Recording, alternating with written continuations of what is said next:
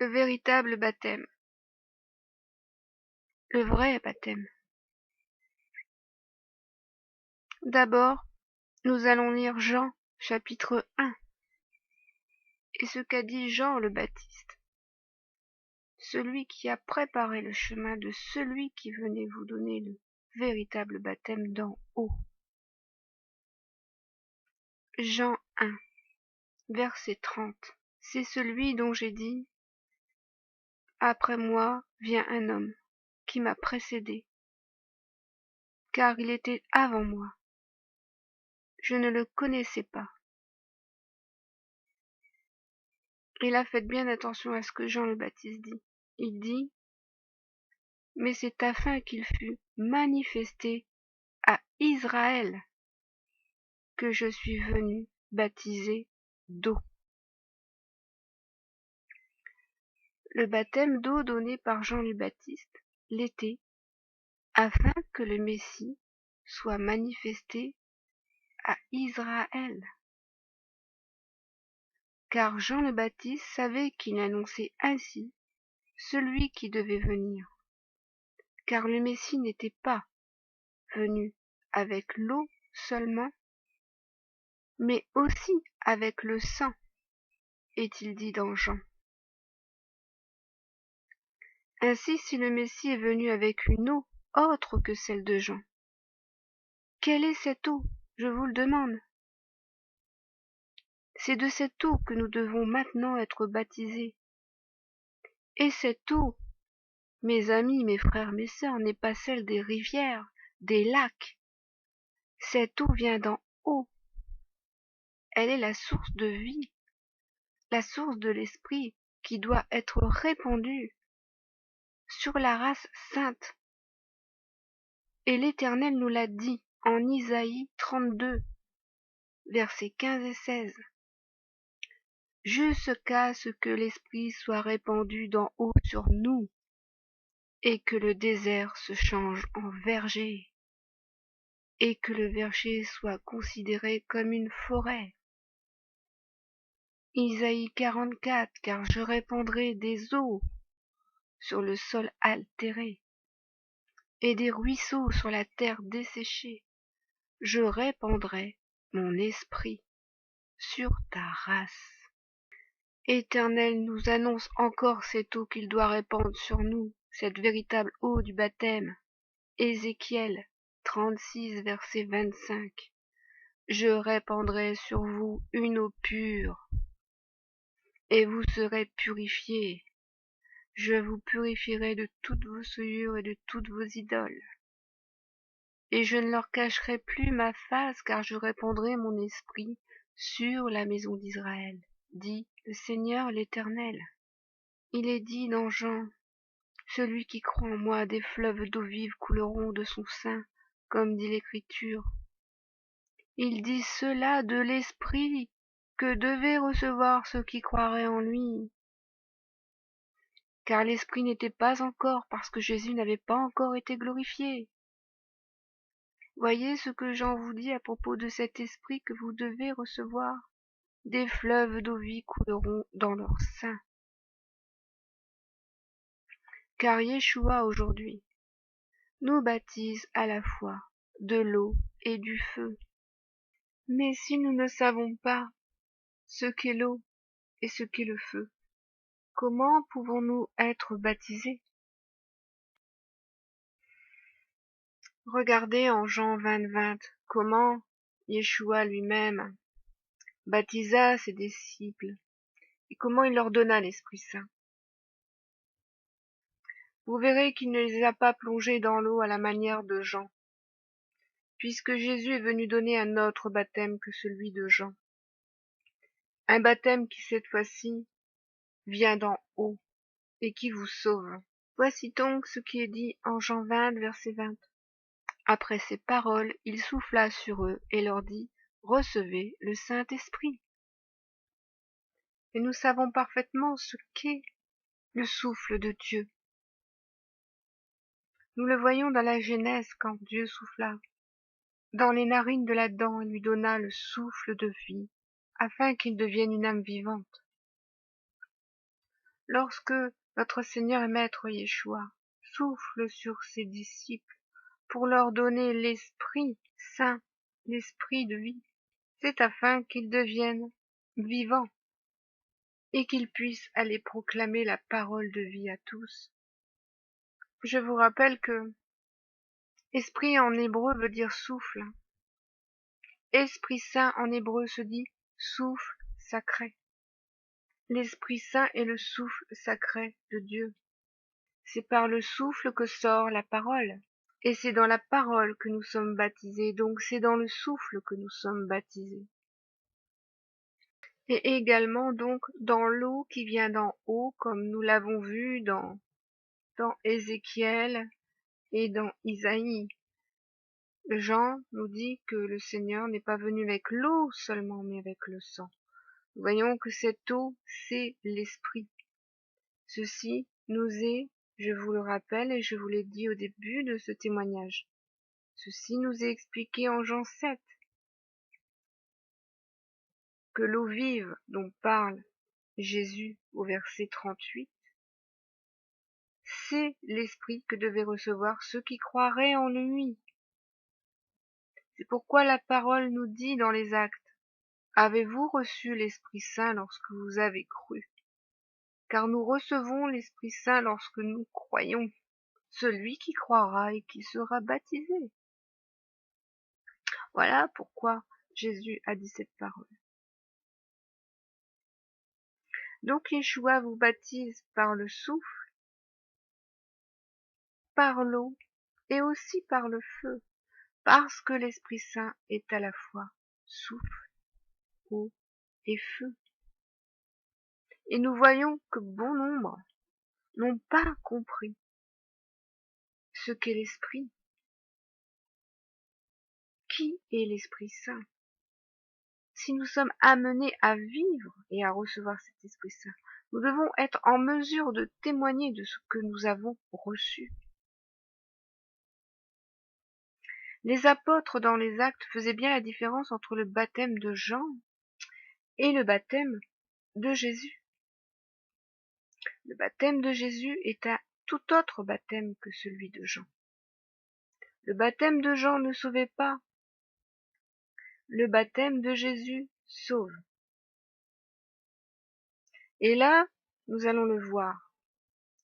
Je vais vous donner les 3 versets qui nous témoignent bien que le baptême sauve. Pierre nous l'explique dans 1 Pierre, chapitre 3, au verset 21. Il parle du déluge, des eaux de Noé. Et il nous explique ce que préfiguraient les eaux d'en bas. Elles étaient une figure du baptême, qui n'est pas la purification des souillures du corps, mais l'engagement d'une bonne conscience envers Dieu et qui maintenant vous sauve, vous aussi par la résurrection de Jésus-Christ. Pierre vous confirme et vous explique en même temps ce qu'est le baptême d'eau. C'est le baptême de repentance. Et nous allons le voir ensuite. Marc 16, verset 16. Celui qui croira et qui sera baptisé sera sauvé, a dit le Fils. Croire seulement ne suffit pas, il faut être baptisé. Il est bien dit et qui sera baptisé. Tite 3 vous dit, au verset 5, il nous a sauvés, non à cause des œuvres de justice que nous aurions faites, mais selon sa miséricorde. Et par quoi? Par le baptême de la régénération et le renouvellement du Saint-Esprit. Donc vous voyez ici que le baptême sauve. N'écoutez pas ceux qui vous disent le contraire, ce sont des ouvriers de mort et de perdition. Prenez garde. Nous voyons dans les Actes, à plusieurs reprises, notamment lorsque Pierre parle dans Acte 10, nous voyons que lorsque Pierre parle et que les hommes l'écoutent, le Saint-Esprit descend sur tous ceux qui écoutent la parole. Cela est dit dans Acte 10, verset 44. Le Saint-Esprit descendit sur tous ceux qui écoutaient la parole. Et ceci confirme ce que l'autre verset vous dit. Avez-vous reçu l'Esprit lorsque vous avez cru? Car la foi vient de ce que l'on entend, est-il dit. Il est dit encore, acte 11, lorsque je me fus mis à parler, le Saint-Esprit descendit sur eux. Parce que vous voyez que c'est la parole qui donne le Saint-Esprit. C'est Yeshua qui vous donne le Saint-Esprit. Et c'est par le souffle de la parole que ces hommes ont reçu le Saint-Esprit. Ceci tout à fait conforme à Jean 20, 20. Le souffle, c'est la parole. C'est ce que m'a enseigné Yeshua lorsqu'il dit « Les paroles que je vous dis sont esprit et vie ». Avez-vous oublié ce verset? Jean 6, verset 63. C'est l'esprit qui vivifie. La chair ne sert à rien. Les paroles que je vous ai dites sont esprit et vie. Ici, le Fils vous dit que c'est sa parole qui est l'esprit qui vivifie. C'est pourquoi dans Acte 10 et dans Acte 11, les personnes qui écoutaient la parole recevaient l'esprit dès que l'apôtre se fut mis à parler. Vous voyez bien qu'ici les apôtres n'ont pas plongé ces personnes dans l'eau comme le faisait Jean le Baptiste pour leur donner l'esprit, non, ils ont simplement parlé. Ils ont simplement parlé, exprimé la parole. Ils ont juste partagé le souffle de la parole, le souffle même que Jésus leur a donné en Jean 20, 20. Ce souffle de la parole qui est l'esprit. Comprenez ce qu'est l'esprit et en quoi vous êtes baptisés. Et ce en quoi vous êtes baptisés, c'est Paul qui vous l'enseigne. En Romains 6, ignorez-vous que nous tous qui avons été baptisés en Jésus-Christ, c'est en sa mort que nous avons été baptisés. Nous avons donc été ensevelis avec lui par le baptême en sa mort, afin que comme Christ est ressuscité des morts par la gloire du Père, de même nous aussi nous marchions en nouveauté de vie. Voilà ce qu'est le vrai baptême, mes frères et sœurs. Nous sommes véritablement baptisés en sa mort. Et c'est également dans la mort que le Christ lui-même a été baptisé. Dans la mort que notre Seigneur Yeshua a été baptisé de son véritable baptême de feu. Et si nous avons rentré dans ce qu'est le baptême de feu, si Yeshua a accepté d'être baptisé dans le Jourdain par Jean, c'est afin que l'écriture s'accomplisse et que le Messie soit manifesté à Israël.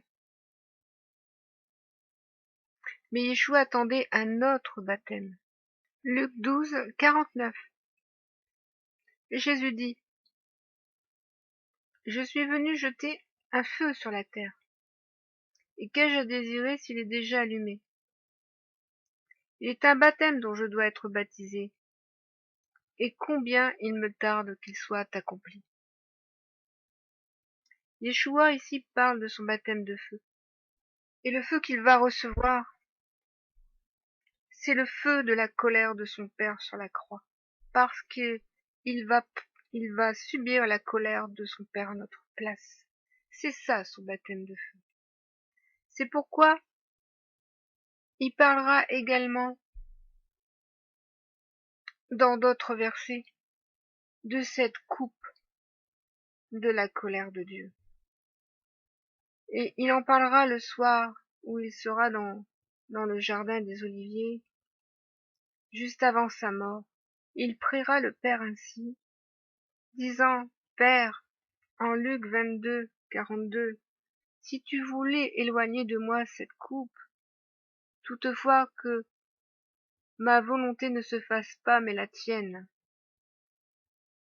Parce que Jésus savait qu'il allait devoir boire la coupe de la colère de son Père. Il en parlera à un autre endroit de l'Écriture. Marc 10, 38. Vous ne savez pas ce que vous demandez. Pouvez-vous boire la coupe que je dois boire? Ou être baptisé du baptême dont je dois être baptisé? Nous le pouvons, répondit les apôtres. Et Yeshua leur répondit, il est vrai que vous boirez la coupe que je dois boire et que vous serez baptisés du baptême dont je dois être baptisé. Donc si Yeshua a été baptisé en sa mort, nous sommes également baptisés en sa mort. Comme nous l'enseigne merveilleusement Romains 6, car c'est ici le véritable baptême qui nous sauve par sa mort et qui nous permet d'être pardonnés de nos péchés. C'est par le sacrifice et la mort à la croix que la parole de Pierre nous enseigne que chacun de vous soit baptisé au nom de Jésus pour le pardon de vos péchés. Sans la mort, il n'y aurait pas de pardon possible et de réconciliation avec Dieu. Voici ce qu'est le véritable baptême. En ce qui concerne le feu maintenant, Yeshua a dit qu'il avait un feu à jeter sur la terre. Mais quel est ce feu? Certains parlent du feu de son jugement. Le jugement est bien un feu, parce que si nous allons être jugés, c'est selon la parole et par la parole que vous serez jugés. Et ce que vous devez entendre, c'est que la parole vous dit que la parole est un feu. Dieu dit, ma parole est un feu. Dieu dit également que lorsqu'il donne sa parole à Moïse, il donne le feu de la loi. Comprenez que ce feu, c'est la parole. Et là encore, si le souffle est la parole, si l'esprit est la parole, si l'esprit qui est source d'eau vive est la parole, alors l'eau est la parole, le souffle est la parole, et le feu est la parole. Tout le baptême s'accomplit dans l'eau, le souffle et le feu de la parole. Et nous allons voir ici que la parole est un feu. Vous le voyez en Jérémie 23, 29.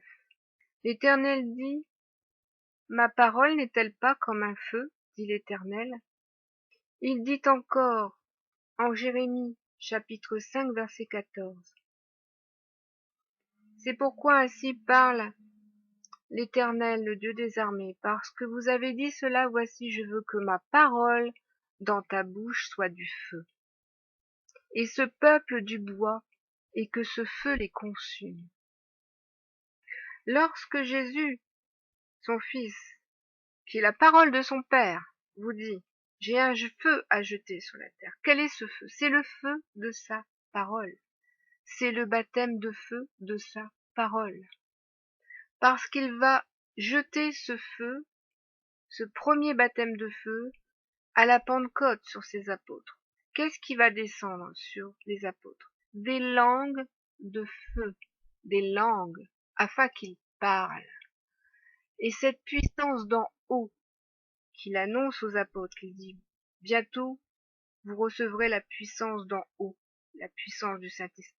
Cette puissance qu'il a donnée le jour de la Pentecôte par ces flammes de feu, c'est la puissance du témoignage, mes amis. La puissance du témoignage. C'est pour ça que l'agneau dira également, dans son livre des Révélations, c'est par la parole de leur témoignage qu'ils l'ont vaincu.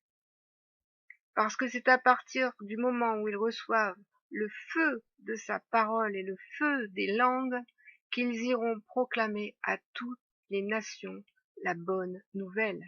Ce feu qui doit être répandu sur la terre, c'est la bonne nouvelle. Et c'est le feu qui vous baptise cette bonne nouvelle.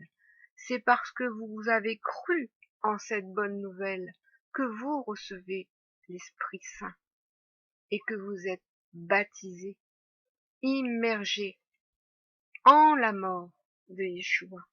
Voici ce qu'est le vrai baptême de feu.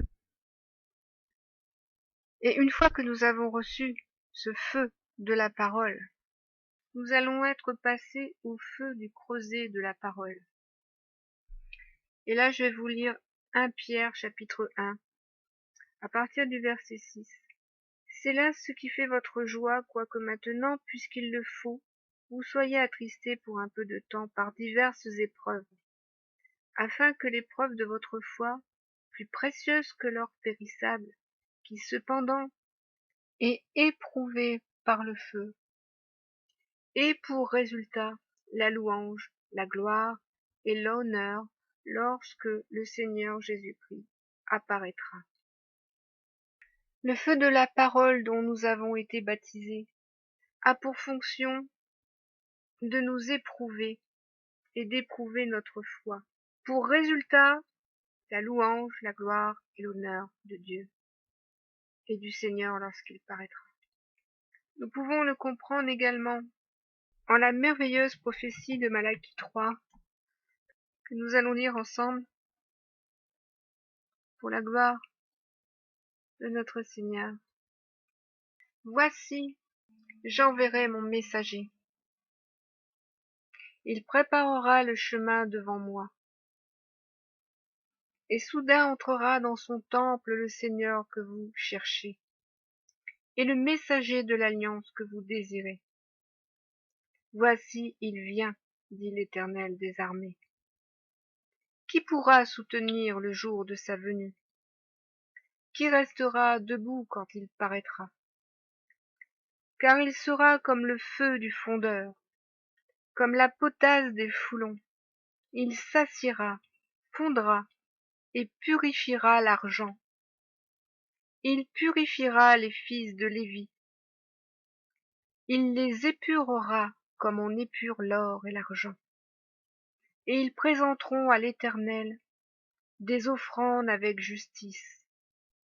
Alors l'offrande de Juda et de Jérusalem sera agréable à l'Éternel, comme aux anciens jours, comme aux années d'autrefois. Ici dans Malachie 3, il est annoncé que les fils de Lévi seront épurés, comme on épure l'or et l'argent, afin qu'ils puissent présenter des offrandes avec justice, et que l'offrande de Juda et de Jérusalem soit agréable à l'Éternel. Alors, en ce qui concerne les offrandes, nous savons dans l'Ancienne Alliance que les offrandes devaient être salées. Et ici, nous allons parler du sel pour terminer ce témoignage sur le baptême. Lévitique 2 nous dit, « Tu mettras du sel sur toutes tes offrandes. Tu ne laisseras point ton offrande manquer de sel. Signe de l'alliance de ton Dieu. » Vous voyez, dans la Torah, il est dit que le sel est le signe de l'alliance de ton Dieu. Et Yeshua confirme le Lévitique. En Marc 9, il nous dit au verset 49, « Car tout homme sera salé de feu. Le sel est une bonne chose, mais si le sel devient sans saveur, avec quoi l'assaisonnerez-vous? Ayez du sel en vous-même, et soyez en paix les uns avec les autres. » Voyez ici que le Fils vous dit que tout homme doit être salé de feu. Parce que lorsque nous sacrifions notre vie en Yeshua pour le Père, nous le faisons afin de devenir une offrande et d'offrir nos vies en sacrifice pour le Père. Et nous devons être donc salés, comme le dit le Lévitique. Toute offrande doit être salée, et ce sel est le feu. Yeshua ne vous demande pas de vous abstenir de ce feu et de ce sel. Bien au contraire, il vous dit, ayez du sel en vous-même. Le Fils dit également que nous sommes le sel de la terre. Et vous savez, la terre est constituée de sels minéraux. C'est ça qui rend la terre fertile. Et ce qui rend la terre fertile et qui donne les sels minéraux, c'est la pluie quand elle l'arrose. Si il n'y a plus de pluie, la terre n'a plus de sels minéraux. et si elle n'a plus de sel, elle ne devient plus fertile et elle devient une terre stérile. Nous sommes également le champ de Dieu, a dit Paul. Nous sommes la terre de Dieu, a dit l'Éternel. Sa terre épouse. Nous sommes son champ et il nous cultive. Notre terre ne doit jamais manquer de sel, afin que nous pouvons produire nos fruits. Voici pourquoi encore le Fils vous confirme et vous enseigne que oui, l'homme doit être salé de feu. Fuyez donc ceux qui vous enseignent que vous ne devez pas recevoir le baptême de feu. J'en connais un qui vous dit ça, c'est Torben Sondegaard. Il fait une grave erreur, et il envoie des milliers d'âmes à la perdition en enseignant une telle chose. Parce que nous savons que c'est par la mort de Yeshua et notre propre mort en Yeshua que nous sommes sauvés, et que nous pouvons parvenir au pardon de nos péchés à la vie éternelle. Donc soyez prudents, mes frères et sœurs, soyez très prudents. Ne vous laissez pas séduire. Que personne ne vous séduise, comme a dit le Fils, car plusieurs viendront en mon nom. Ce qui est merveilleux, c'est que lorsque nous savons que la parole de Dieu est un feu, et aussi une eau vive, c'est-à-dire le feu et l'eau du baptême, nous comprenons alors pourquoi, et oh merci, oh mon Dieu, tu m'as fait comprendre pourquoi tu as séparé les eaux d'en haut et les eaux d'en bas à la création. Et pourquoi, lorsqu'il y aura les nouveaux cieux et la nouvelle terre, il n'y aura plus les eaux d'en bas. Lisez l'Apocalypse. Il n'y aura plus de mer. Il n'y aura plus d'abîme. Parce que les eaux seront enfin réunies. La parole de Dieu et la parole de l'homme seront enfin redevenues une. Et l'homme qui ne sera plus rebelle, qui ne sera plus désobéissant, aura le même langage que Dieu. Ce qui n'est pas le cas en ce moment. Pas encore. Mais cette promesse est annoncée, et cette promesse est à venir. Et cette promesse est pour la gloire de Dieu, et pour l'accomplissement de son règne final. Lorsque le Fils remettra toute la gloire et toute l'autorité et tout le règne à son Père. Voilà, frères et sœurs, ce que je voulais vous dire concernant le véritable baptême d'eau, le véritable baptême de feu. J'espère que cela aura pu vous éclairer. J'aurais pu rajouter aussi une chose, oui, j'ai oublié de vous dire. Il y a un autre passage de l'Ancienne Alliance de la Torah qui vous enseigne que l'esprit est bien à la fois l'eau et le feu. Exode, vous le voyez en Exode 13, 21, Exode 14, 19. Lorsque le peuple hébreu marche dans le désert, vous avez la colonne de nuée pendant le jour et la colonne de feu pendant la nuit qui marche devant le peuple. Et c'est l'Esprit de Dieu qui marche et qui conduit le peuple. Le jour, c'est une colonne de nuée. De la nuée, c'est du brouillard. C'est de l'eau en suspension.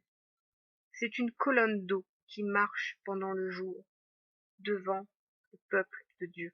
Et la nuit, c'est une colonne de feu qui marche pendant la nuit devant le peuple de Dieu. L'esprit qui marche donc est bien à la fois le feu et l'eau.